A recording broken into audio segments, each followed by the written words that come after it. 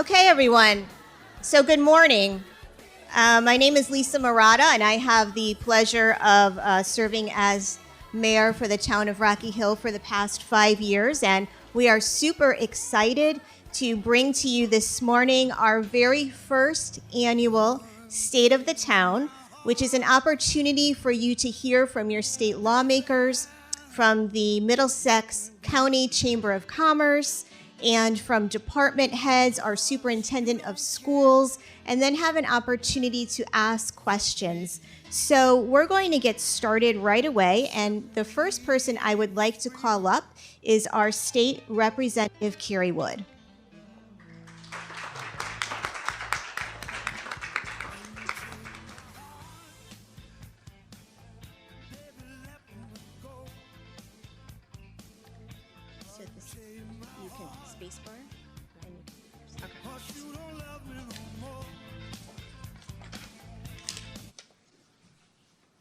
Good morning.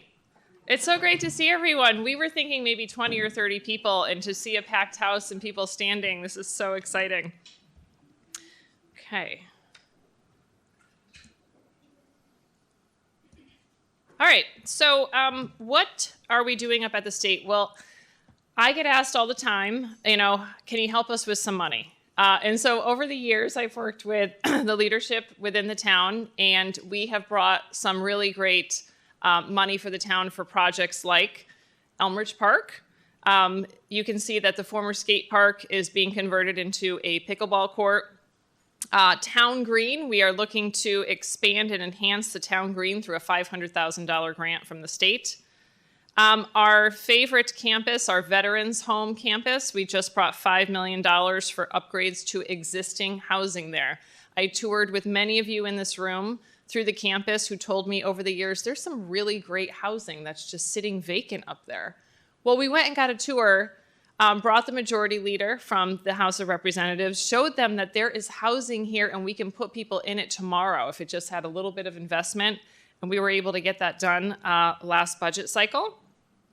Recently, we brought $2 million to the Rocky Hill Housing Authority, which is going to upgrade the 70 units there, and also additional $55,000 for planning. There's a 3 to 5 year wait list, and people want to live there, but there's only 70 units. So that should tell us that we need to be building more and looking at the feasibility of doing that. Additionally, Rocky Hill has space for phase 2, I believe it's called, of our industrial park. Our industrial park is full. People are there's great businesses there. Businesses are working with each other. They are expanding and they're looking for more room.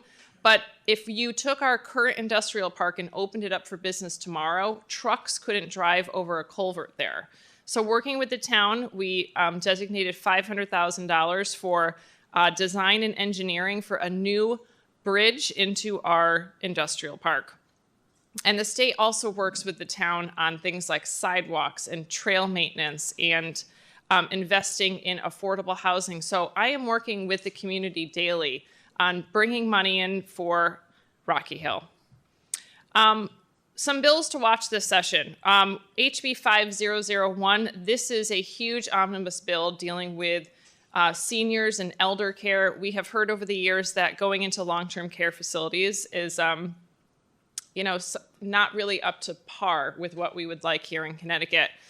We are making sure that there's staffing ratios, quality healthcare providers, certified healthcare providers, and also recruitment and retention within this field, which means we have to pay people more that are dealing with people in long-term care. Another bill you're going to be hearing a lot about is HB 5004. This is a large omnibus climate change bill.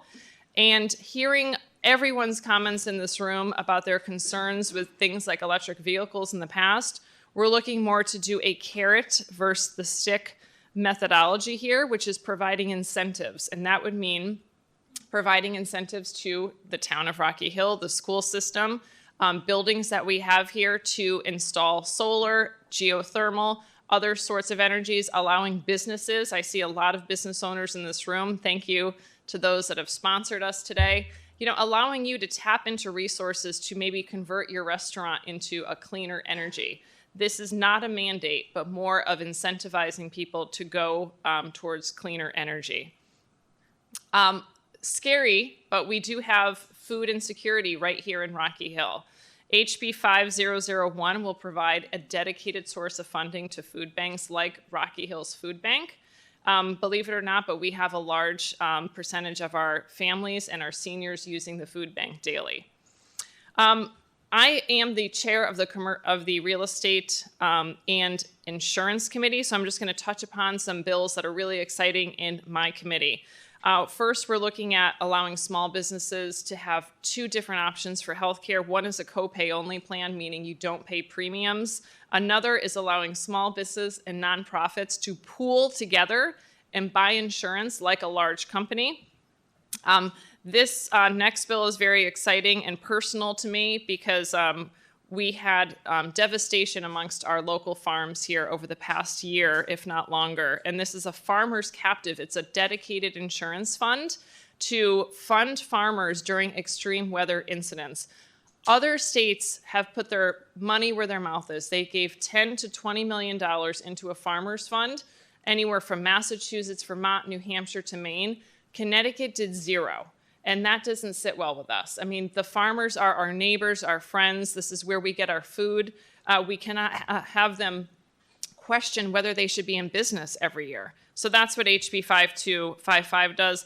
Last is working with the Public Safety Committee on recruitment and retention issues with our police officers, making sure that there's post-career health care that is long-term. In Connecticut, we're having a difficult time with police officer recruitment and retention, and we need to do a better job. Because this is talking about, I think, new things and things that we haven't talked about before, I did just want to reference the photo here, which is the water tower at the Veterans Home. I get emails on this constantly. Can we repaint the water tower? Can we do something with the water tower? Well, I'm here to announce that the water tower will be repainted. It will keep the same colors. The Veterans Affairs Department does have money to do this, and it is a beacon for aircraft, so we can't change it and put cool Rocky Hill logos on it. But it will be repainted so that it doesn't look so run down in the future. Thank you, everyone.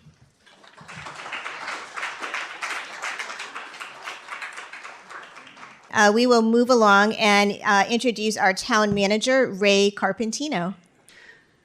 Well, good morning once again, and welcome to our award-winning, beautiful senior community center. As you may know, I'm Ray Carpentino. I'm the town manager, and I applaud Mayor Murata and Representative Wood for organizing Rocky Hill's first annual State of the Town.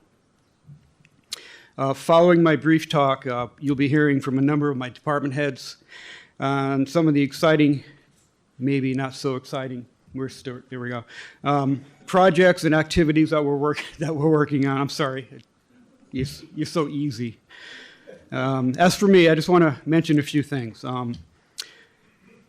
We've been able to present some concepts that go beyond the status quo, which have sparked some conversation amongst the town council, the staff, and the taxpayers. Over the past years, we've implemented a new transparent, web-based budgeting approach and a capital planning approach.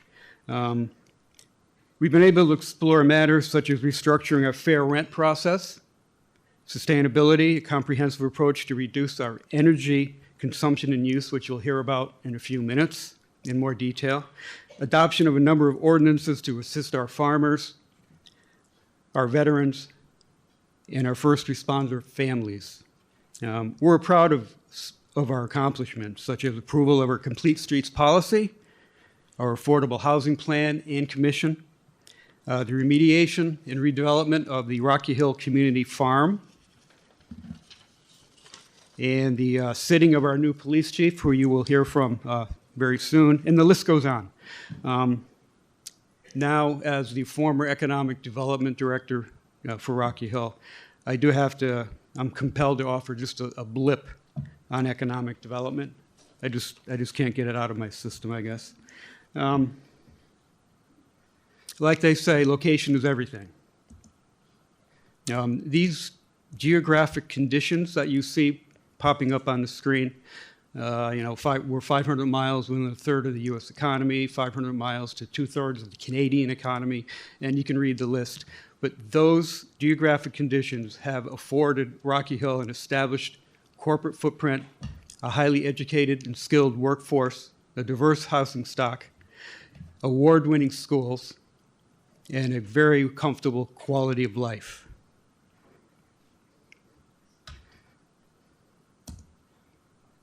Now, moving on to the future, we endeavor to continue seeking out regional partnerships, invest in education while keeping our schools safe, maintain a 30% commercial tax base, which for a suburban town is very, very strong.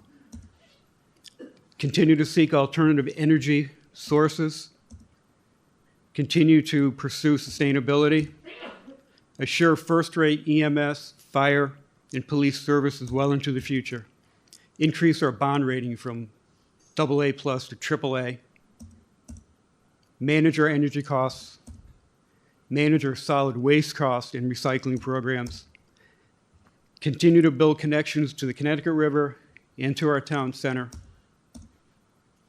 provide housing for everyone, and care for and provide for our seniors, our most valuable residents. So with that, I say thank you, and let's move on to, I think, Chief Klett, correct?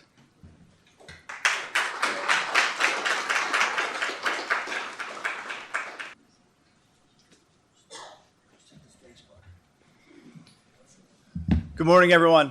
For those of you who don't know me, I'm Chief Klett, proud to serve as your police chief since this July. I've been in the town with you for 25 years. I know many of your faces, and those you don't, please say hi to me. I try to make trips over to the Senior Center often to say good morning, have a cup of coffee. It's one of my favorite stops during the day. Per Ray's instruction, I was asked to give you 2 slides and a very short conversation, so that's what I set out to do. One big thing and one big piece for us is we are now going through our national CLIA reaccreditation process. It is something I'm very proud of, something that as a commanding officer, lieutenant, when I was part of the police, back when I was a lieutenant, was something I was highly involved with within my division. And now as chief, it's something we strive to continue to maintain that accreditation. We have our assessment coming up next month, at the end of this month. And what's really awesome about this program is we are one of 33 towns that is nationally accredited for our policies and our procedures and our operation. And that's a hard thing to obtain, and it's even harder to continue to be reaccredited. So essentially, like being audited every year, like the town is for their finances, we are audited for what we do, audited for how we perform, making sure that we're actually practicing what we preach. And what's really great about this program for you as taxpayers and you as community members is there's a greater level of accountability, increased legal defense from civil litigation, increased community advocacy, and it's a requirement that we continue to operate under these best practices. So we're being held by a higher standard. We elect to do that. It is not something we're forced to do. We are very proud to continue that process and looking forward to that assessment. And some of you here may actually see our assessor. He's a chief coming from the state of Georgia, and he will be going around talking to folks throughout town and getting your feedback from you directly. So if you do bump into him, please tell him the truth, and we're happy to hear the feedback. Another thing I'm very proud of, and something that we're working on this year as part of my new position, is to kind of expand and continue our community events. Lieutenant Morgan in the corner over there, Acting Lieutenant Morgan, is really our driving force behind a lot of that programming. But coming this year, we're very proud to announce that we're going to be here, back in this room on March 14th, putting together an Atlas 1 notification seminar or training. So we share our emergency information through an app that is on your phone. It's web-based through Google or Apple. And sometimes it can be a little technical to download. So we'll be here on the 14th to help anyone who wants to be here, part of the community, to get updated on their phone, so we can share real-time emergency information with you as fast as we can. Another program we're very, very proud of, and it's going to be coming up rapidly, is on August 6th is National Night Out, and that's a great program where we go out and our officers interact with the public at Elmridge Park, where we hold activities. One year we had a dunk tank, I think, and Acting Lieutenant Morgan was in his wetsuit getting wet and cold and 40-degree weather. It's a great event. I really recommend, if you haven't been there, you come out and see us. And a couple programs that we're currently active and we're very proud of as well. We have an internship program. If you have anyone who's interested, they can reach out to us. We have an intern right now from Central conducting 120 hours. We do a Rocky Hill Job Shadow program with the high school. Community Resource Officer Football Fridays. I wish I could have more time to send pictures and bring him up and tell you what he's doing, but over at Mosier School, every Friday our SRO is playing football with the kids and encouraging activity. It's a fantastic program. Ride-alongs and child safety seats. So we do it all. I don't have more than 2 minutes, so I'm going to end it here, but I thank you very much for your time, and I hope to interact with you soon enough. Thank you.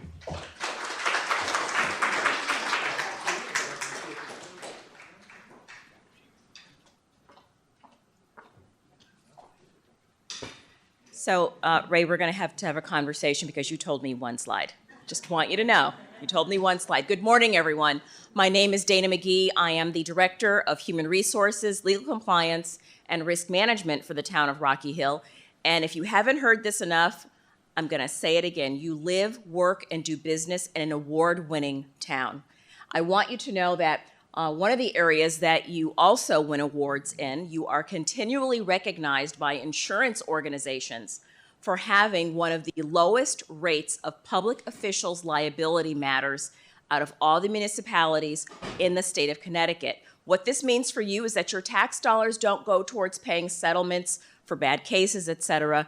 Your tax dollars go to bringing in the best and the brightest relative to recruitment and retention for top talent public servants.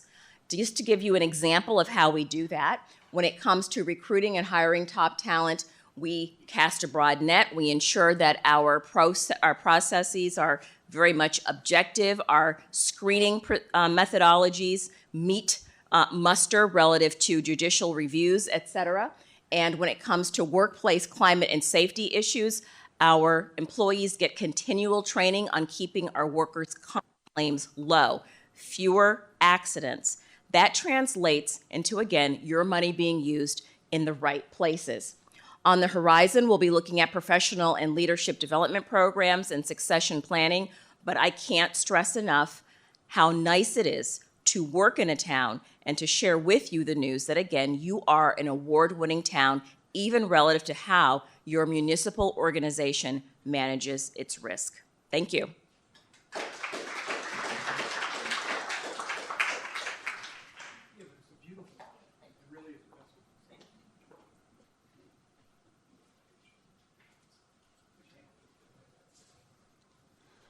Wait, there's a lot of buttons up here. Space button. Well, good morning. I'm Mike Garahy. I'm the fire chief for the town, lifelong resident of the town of Rocky Hill, graduate of the high school. Very proud to be in the fire department. I've been in there a long time. I'm not going to tell you how long. But in keeping with the orders today, 2 slides and about a dozen words, so I'm going to move on. Look at it, coming up to move me off already. There's my contact information, and I'm going to move into a quick little video.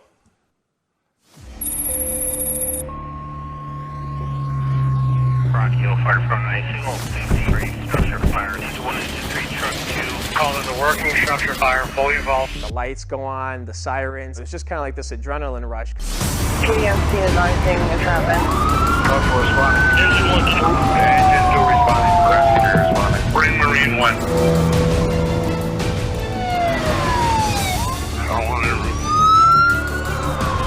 We are a very busy department. We're about to get some water on the fire. Fire calls, rescues, hazardous materials. There's nothing we won't do.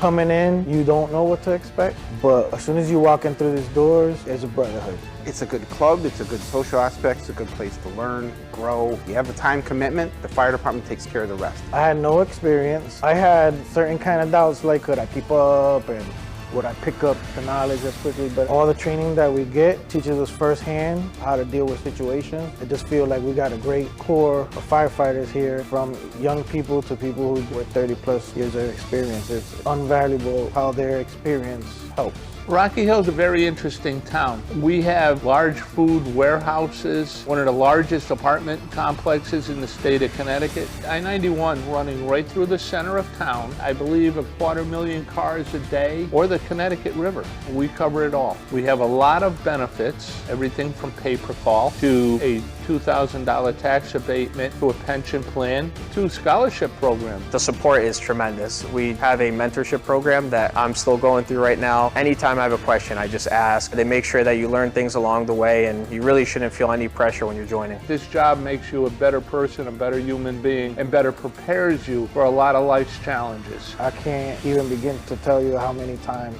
somebody pulls me over for a second and share with me their appreciation for the fire service. That's kind of the main purpose of this, being able to get out there, help people, help citizens just like ourselves. We've had many people with apprehensions about joining. It can be intimidating walking through that front door. They'll tell you it was one of the best things they ever did. The amount of fulfillment that you get out of it, the gratitude you get from your community is definitely worth it.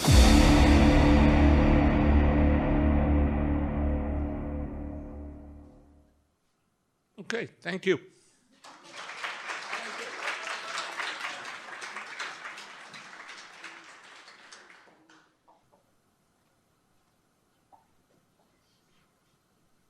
We're going to hear from Steve Sobolak next. I'm not sure if he is here. Thank you, Steve. So Steve is our Director of Community Development.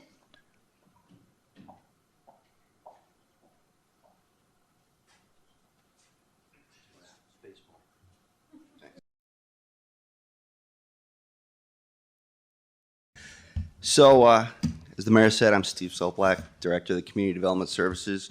I don't know how I follow up an Emmy Award-winning Dick Wolf production there, Chief. Thanks. I head up building, planning, engineering, quite a few projects. And one of the things we get asked a lot is about the Silestine Highway. And last year, in conjunction with the town of Wethersfield, we applied for and received a $781,000 grant.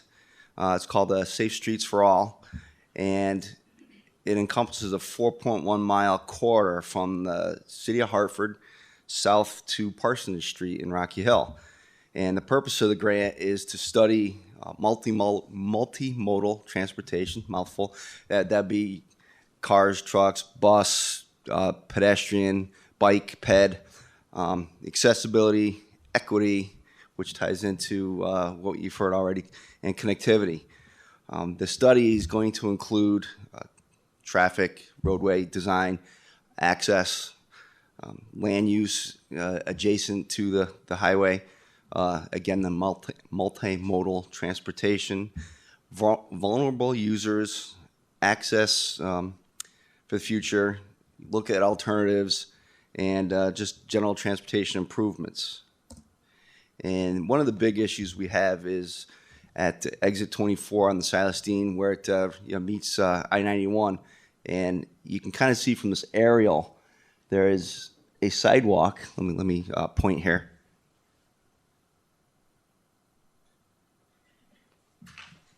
And it just ends. And as you can see from the street view, it's kind of difficult to stick a sidewalk under the highway, and that's been a big request over the years. Part of this grant is going to look at that and try to address. That'll be a lot of work with the state, trying to do away with those, instead of the sweeps on the ramps, hopefully put just everything to a traffic light. Because one of our issues is pedestrian strikes. So if we put sidewalks across those, people flying around, especially on the southbound to go south on 91 on 99, it's very dangerous. They fly off of there. Lots of traffic history there. So that's my little bit. 2 minutes. Thank you.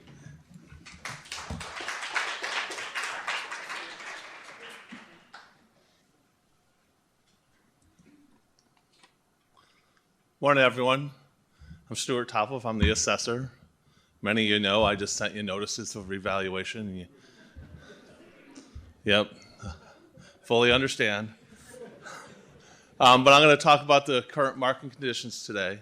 But first, when I started here 19 years ago, we had approximately about a $2 billion grant list. After this latest revaluation, we're up over $4 billion. So what's attributed to that?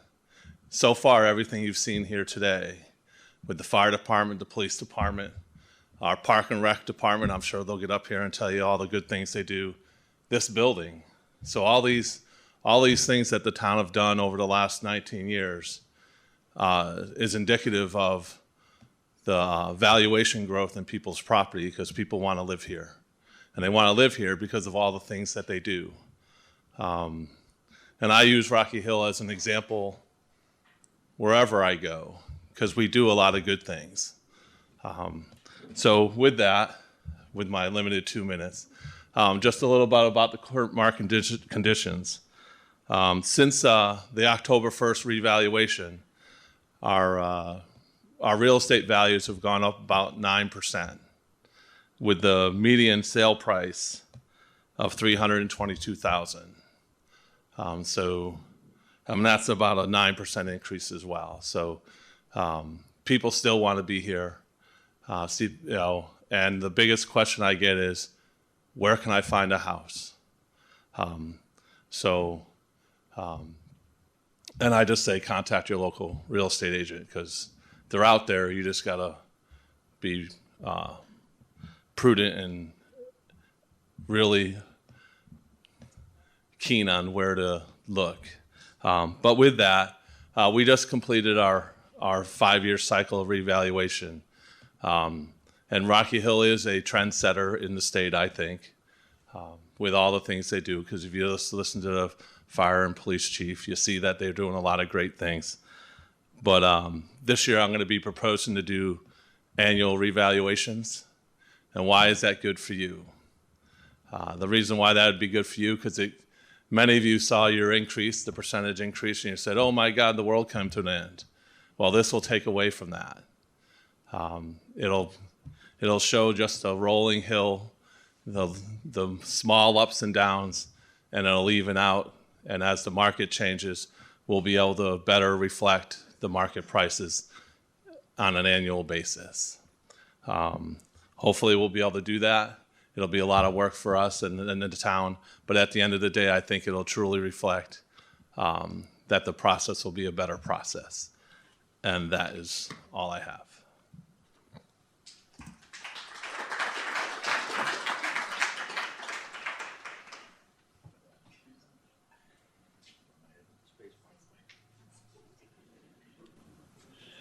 Hello, everyone. My name is Phil Sear, Facilities Director for the Town of Rocky Hill. These are Facilities Department projects for this year.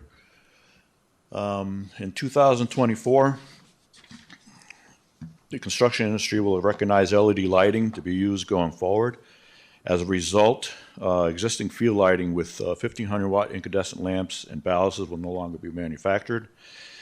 In addition, LED lighting rebates and incentives will be eliminated also in 2024.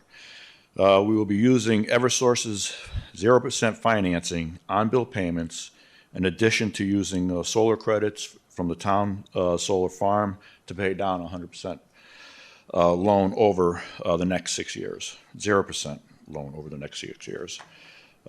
This is helping us take advantage of the rebates and incentives. At the next 6 years, this is helping us take advantage of rebates and incentives that will be going away in 2024. This is just the locations of the parks that we are going to be retrofitting field lighting: Elm Ridge, Rocky Hill High School, Maxwell Park. Included with the mechanical equipment replacement, 4 hanging four-stair gas furnaces, which are 25 to 30 years old, high-efficiency hot water heaters for the library, town garage, parks garage, boiler pipe insulation at firehouses 1, 2, and 3, 3 HVAC rooftop units, and 3 boilers at town hall, and 1 chiller unit at the police department. The replacement of the lighting and equipment would prevent repair costs for many years that are seeing now, we are seeing now and going forward until replacement. This will eliminate the need to budget and fund these items through capital improvements. There wouldn't be a need for a project this size to go to referendum. And then there will be an immediate electrical and gas usage savings in addition to a small dent in the carbon footprint upon completion of the project. And that's it, and thank you.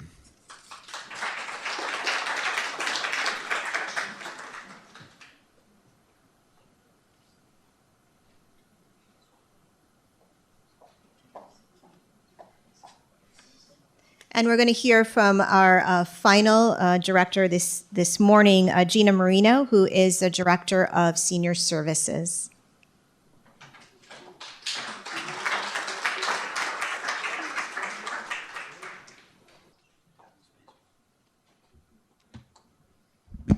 Good morning, everyone. I'm Gina Marino. I'm the Director of Senior Services, which encompasses the Senior Center and our handicap van transportation. I'm going to start off with a little video.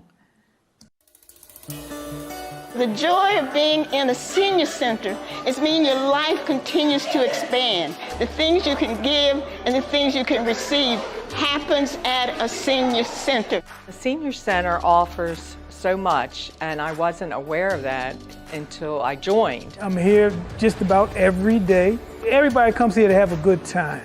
It's a great way to meet with your peers and to do the things that you enjoy doing. You do make friends here. I got to know my best friend here.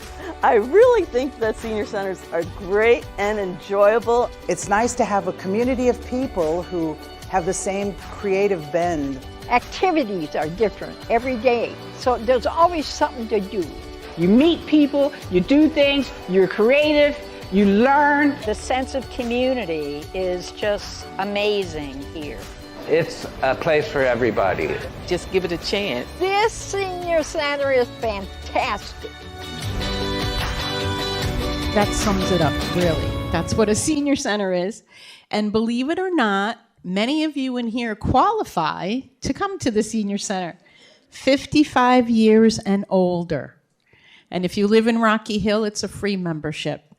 So I encourage you all to come. We have a lot of programs. We have our Compass, which is a bi-monthly newsletter, 20 pages long, and it has something for everyone.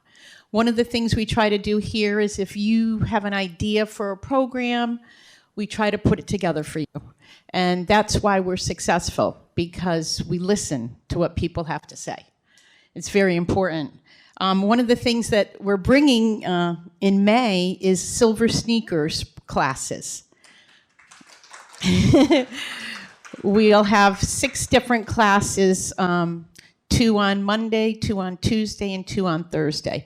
It's hard to find instructors, and we finally found a very qualified instructor. So that'll be coming out. That's something new. The other thing we're working on is we're transitioning from paper products to real dishes, melamine dishes and cups and silverware for our lunch program. We will hopefully be composting the food that's left over. So we're looking to the future to bring our senior center into what needs to be done. One of the biggest things that we are known for and what keeps this center going is our volunteer program. We have nearly 100 volunteers. One of our volunteers who manages our gift shop is here this morning, and she has offered to open the gift shop early for all of you. So if you'd like to go in and get some goodies, I shop there all the time. They have beautiful items, and everything in there is handmade or from local vendors. And I just wanted to, if there's business people here, we like to partner with our community. We have presentations. You also can co-sponsor an event. We do at least 2 monthly special events that include a wonderful meal, entertainment, and that's made possible by our local businesses who are very generous. If anyone would like a tour of the building after this program, I'll be outside by the cafe, and I would be happy to give you a tour. I also have some newsletters right over there where Mario is. You want to pick one up? If anyone wants a newsletter, I'll give you one of those as well. Thank you.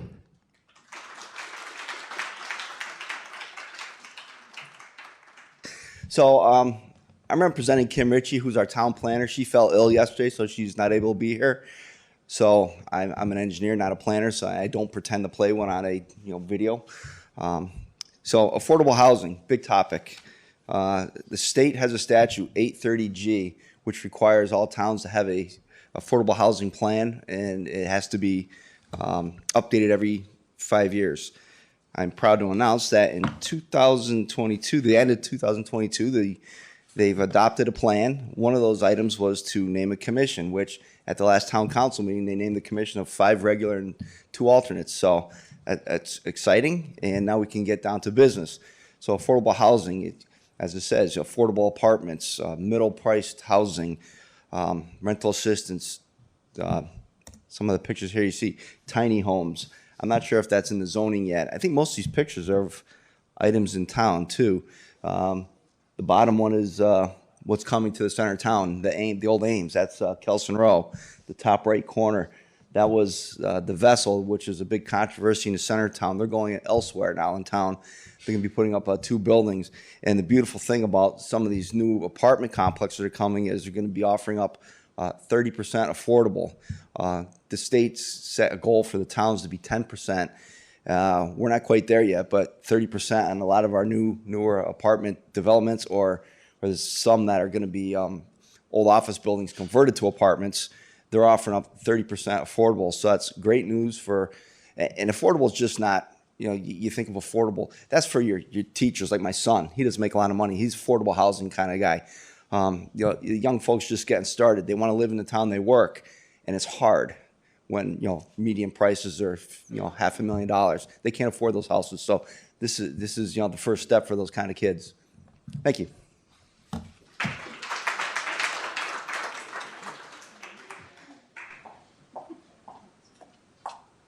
So I think Senator Matt Lesser is here now. We're going to call him up. Thank you, Senator. Okay. Good morning, everybody. Al Hammer, I just observed that I needed to wait until I had a cinnamon bun in my mouth before I got called up. But it's good to see everybody and be part of the state of the town. We are right in the middle of the thick of the legislative session, so there's a lot of stuff happening right now. I serve on 6 committees, the chair of the Human Services Committee. I'm also on Appropriations. I'm the vice chair of Housing. I'm on Judiciary and Labor and Insurance, and I think maybe one more, I can't remember. But it is there are a lot of bills that are out there that affect the quality of life in Rocky Hill. So it's important to hear from all of the town agencies. I've had a recent conversations working with the fire department on an issue that is of concern, but there are a lot of different issues that are bubbling up through the legislature. So it's important to maintain lines of communication if you're a resident, but also if you're a small business or an agency in the town. There's been the last budget, we were able to get a ton of additional funding for Rocky Hill, including expanded support for the school district, but there are a lot of additional things to focus on going forward. And I go through all of the different areas where we've provided either bonding support or state grants that have been helpful and supported the town and the Rocky Hill Veterans Home, and certainly we're working with the federal government and Wethersfield on the Silestein Corridor Study. So some of the things that I'm particularly focused on, the committee I chair, we're looking at prescription drug prices. We pay the highest prescription drug prices in the world. Medicaid rates, we have not adjusted Medicaid rates for providers since 2007, and that isn't just about low-income people, or it is about low-income people, but it's not. It's about seniors. It's about nursing homes. It's about 40% of the kids in the state get their health care through that program. So it's really critical for our healthcare system that we pay a reasonable rate for the Medicaid program. It's also critical for our nonprofits, which are really struggling right now with inflation. And we have to just keep up with the cost of things. And that, obviously, if we don't do that, that threatens all of us who have private insurance. It's a real systemic issue when the state doesn't adjust the costs. And then making sure that we're fully funding education is critically important. And there are a bunch of things that are happening right now on that front. One of them, we had towns are not getting on excess cost for special education, the funding that they thought they were going to get. That is an issue that I think we are hoping to fix in the state budget. Two, there was an issue when we voted on the last budget. There was a projection of how much funding towns were going to get in terms of educational cost sharing, ECS funding. That's the main way we fund education in the state. A lot of towns are getting less than that this year for a variety of reasons. And it's a projection, not a promise, but it causes a little bit of budget haywire when you get less money than you were projected. So working on that. But also on the committee that I chair in Human Services, we apparently are bringing in less federal funding for special education than we should be getting. And that when we do that, that puts the burden on taxpayers in Rocky Hill and other towns across the state. So we have a bill to look at bringing in additional federal funding. We'll be holding a hearing on that on Tuesday. And I'm excited that could be a real prospect for providing some relief to taxpayers, but also funding the special education services that kids in the state really need. I mentioned nonprofit funding, and of course, there are a lot of tenants in Rocky Hill. We, on the Housing Committee, we're looking at additional protections for them. There have been a lot of changes since the pandemic that have adversely affected tenants. There are a lot of complaints about that, and that we're looking at as well. So I know there are a lot of speakers this morning, but great to be with all of you. And if I can ever be of assistance, please, that's not me. Please reach out, send me an email, give me a call, and happy to work with you, Mayor Murata, Ray, and the whole town. Thank you.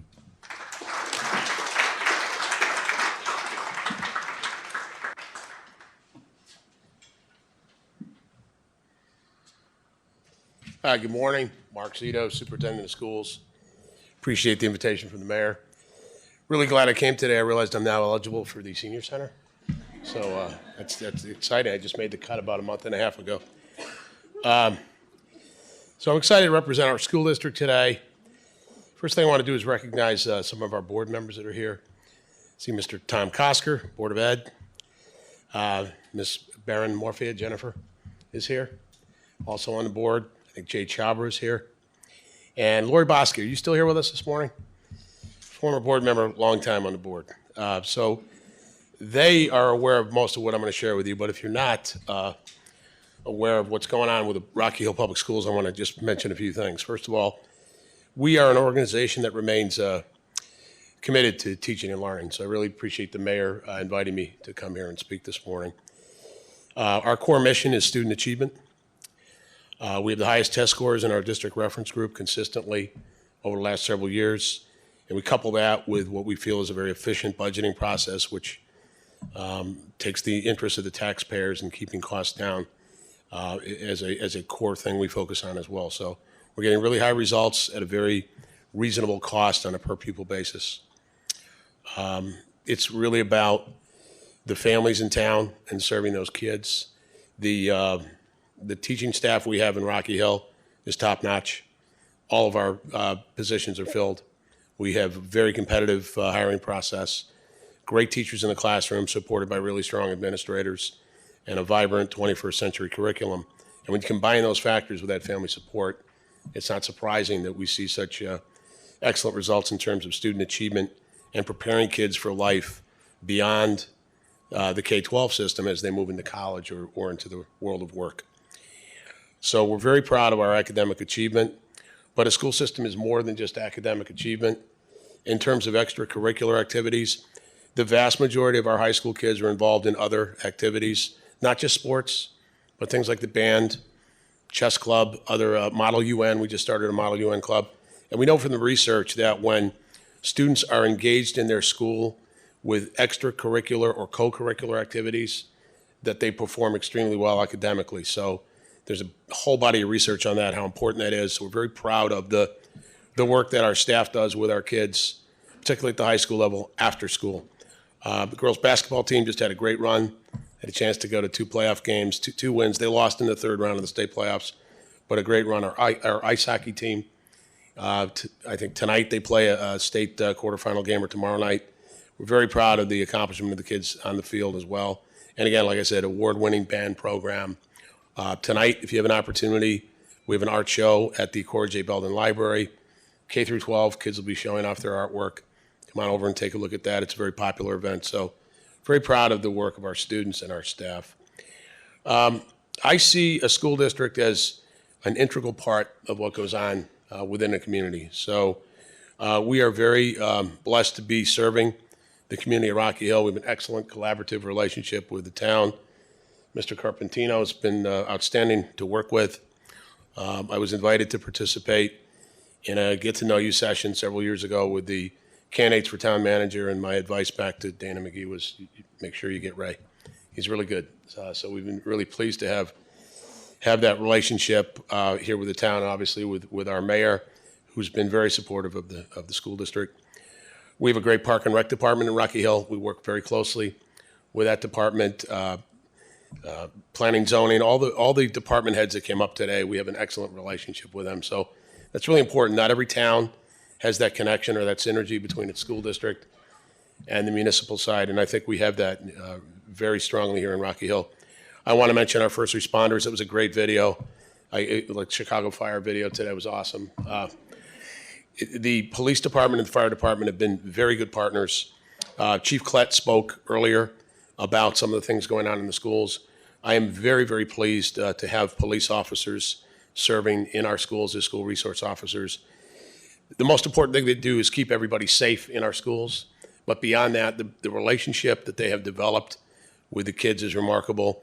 Chief Klett talked about the Football Friday over at Mosier School.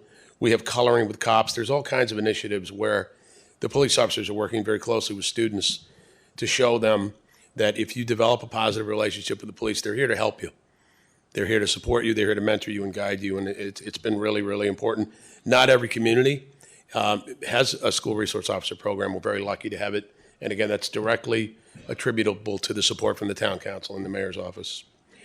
And I'll leave you with this. In terms of special ed programming, we have greatly increased the number of in-district programs. And the goal there with our students with special needs is to keep them in Rocky Hill instead of outplacing them.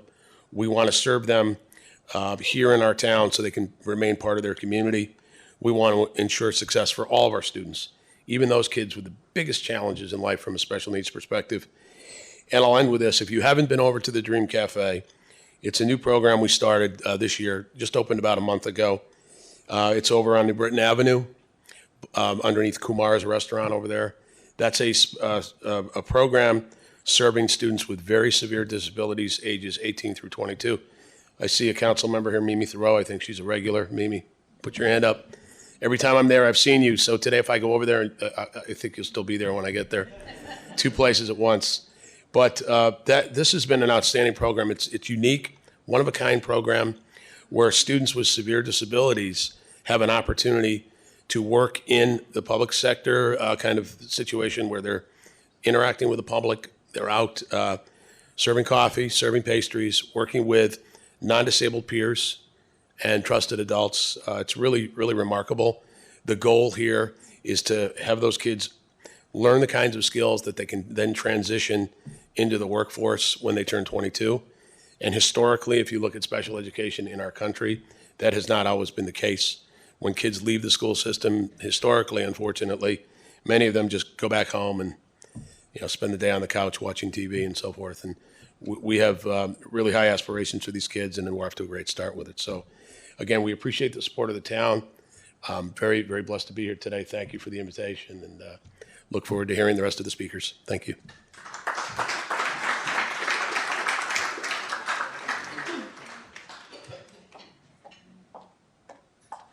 So we heard a lot recently about early voting, so we thought it would be important to give a couple of minutes of time to our Registrar of Voters Department, and so we're going to welcome Phil Thoreau.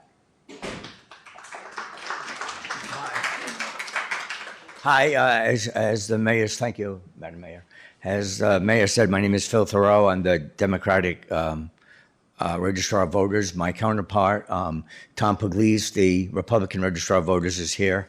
And I just wanted to quickly let everybody know the dates of when early voting is going to take place and where it's going to take place. So behind us, at the end of this building, is an arts and crafts room past the gym. That is where early voting will take place. For the April 2nd presidential preference primary, early voting will be March 26th, 27th, and 28th. That's a Tuesday, Wednesday, and Thursday. And it'll be from 10 a.m. to 6 p.m. Friday is Good Friday. There will be no early voting. Saturday, the 30th, it will be open from 10 to 6 for early voting. If there is an August primary, early voting will take place in the same room, August 5th through 11th. That's 7 days, 10 a.m. to 6 p.m., except for the last Tuesday and Thursday of that period. It will be open 8 a.m. to 8 p.m. Early voting for the actual election is going to be 14 days, October 21st through the 31st, and November 1st through the 3rd. The hours, again, the same room. The hours will be 10 a.m. to 6 p.m., except for the last Tuesday and Thursday. That'll be October 29th and 31st, 8 a.m. to 8 p.m.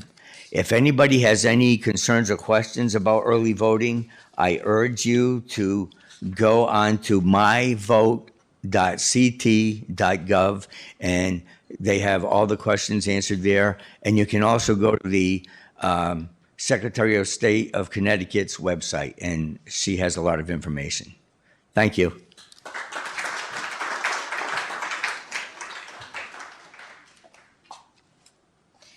Okay, we had a wonderful opportunity to partner with the Middlesex County Chamber of Commerce recently, and we've now become a separate and distinct division, the Rocky Hill Division. And so here to talk a little bit about that partnership and all the wonderful things that the Chamber has to offer, I want to introduce you to Chris Cambereri, who is the Director of Economic Development for the Chamber.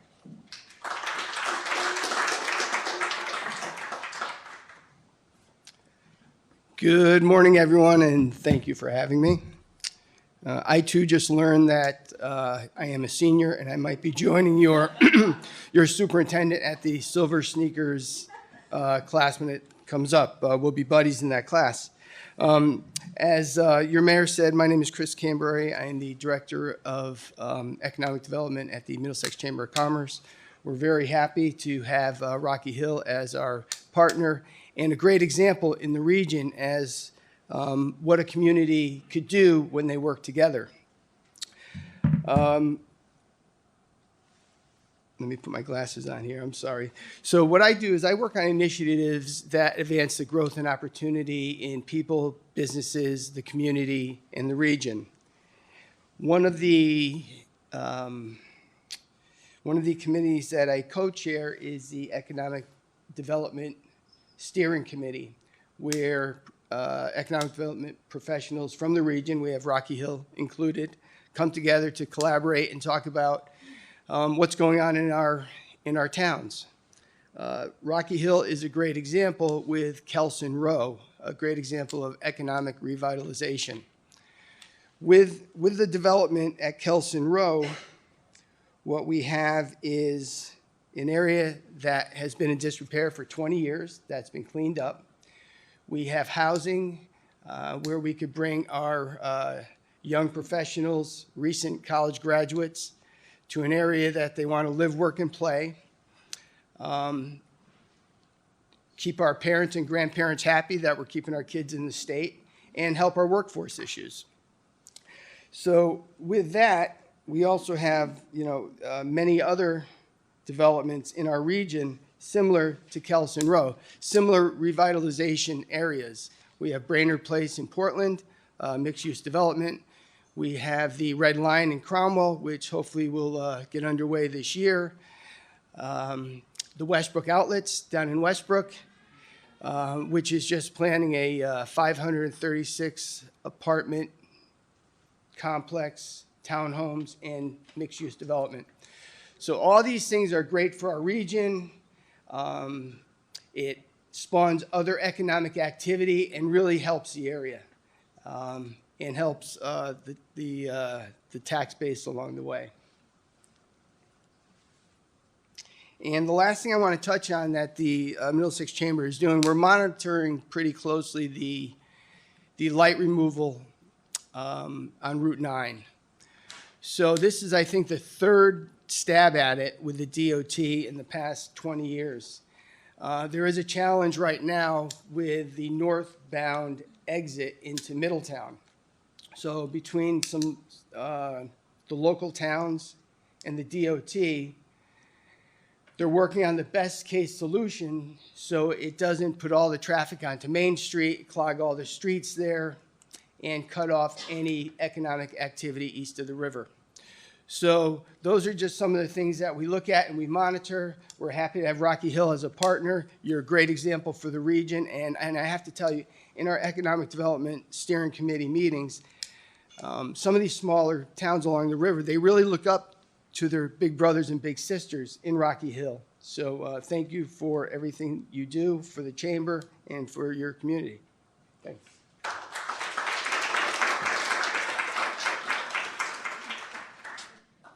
So I think we've heard a lot of exciting things today. And, you know, one of the things you always hear me say is that, you know, Rocky Hill is the fastest growing municipality in Greater Hartford. And it really underscores that very simple thing that we all know is that folks really come here, they gravitate here, and we stay here once we're here because of our strong schools and our quality services and our competitive mill rates. And it's because of all of these incredible departments and the folks that work here that we enjoy this quality way of life. So I really want to thank each and every one of them for doing what they do on a daily basis. You know, one of the things we boast, in addition to being the fastest growing, is we have a growing diverse population, with 20% of our population coming from the AAPI community. We've been very intentional in our policymaking and in our programs to ensure that everyone feels welcome in Rocky Hill. We've become a champion for sustainability. We've received numerous accolades over the past few years, particularly with respect to economic development initiatives. And we recently ranked number 7 in the state of Connecticut for the best suburb for young professionals. You know, of course, growth has its challenges, and year after year there seems to be growing challenges, but we always rise above them. We come together as a community, and that's one of the wonderful things about being mayor is the sense, the strong sense of community that we all feel. Businesses, big and small, as Chris mentioned, really are the driving force of a thriving community. You know, they pull people in, they bring in new businesses, they help us expand our base, and they create a sense of belonging.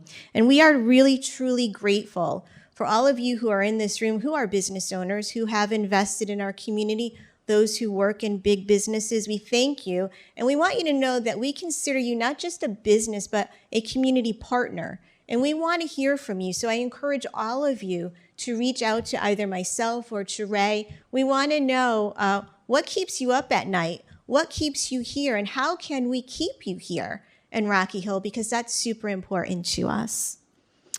A couple of things, I'll just end with this, the priorities that I'm working on this year. One of them is getting more folks engaged in what we do.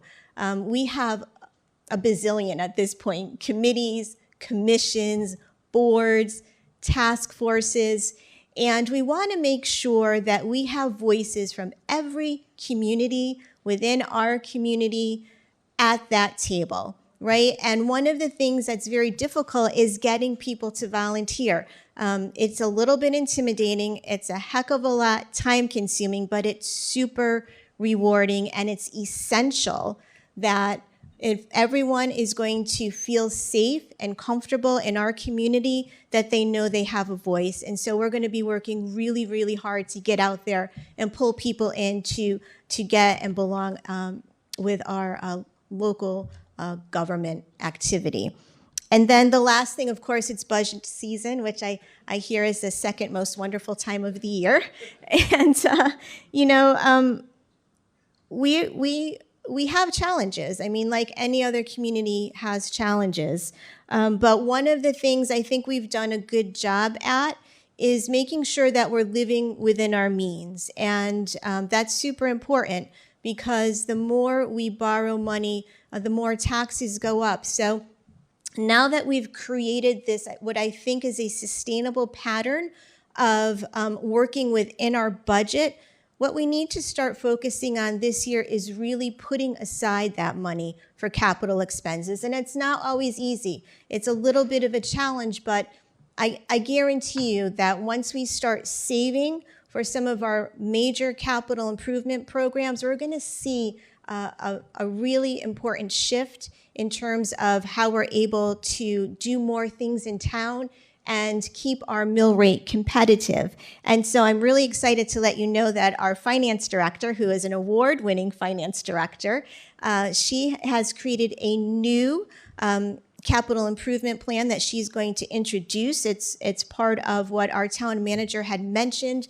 this new interactive program where you can go online. Everything is very transparent.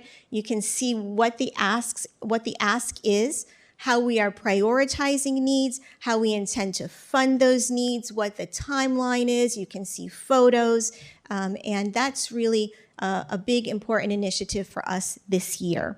So in closing, I want to thank Representative Carrie Wood for partnering with me to bring this very first event together. Carrie ran around speaking to businesses, and I think we got a really beautiful display of breakfast items. So I hope you've all had an opportunity to enjoy. If you haven't, please do. And we want to certainly thank all who have donated to our breakfast this morning, and that these are actually new businesses, so that's an exciting thing as well. We have Annie's Table, BK Bake Market, Mazzucato di Pasquale, the Dream Cafe, and of course, Patty Cakes. And so we went a few minutes over, but I would like to open the floor to questions. If anyone has a question, now's the time to ask because everybody's in the room.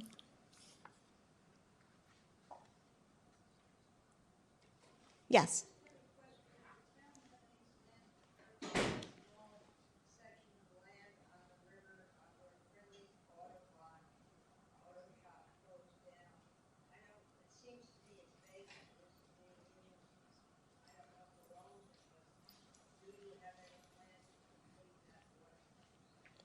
So you're saying down by the river where the silos are? So that particular parcel where that old body shop is actually part of the Foundry property. And so as you know, that Foundry property has been one of those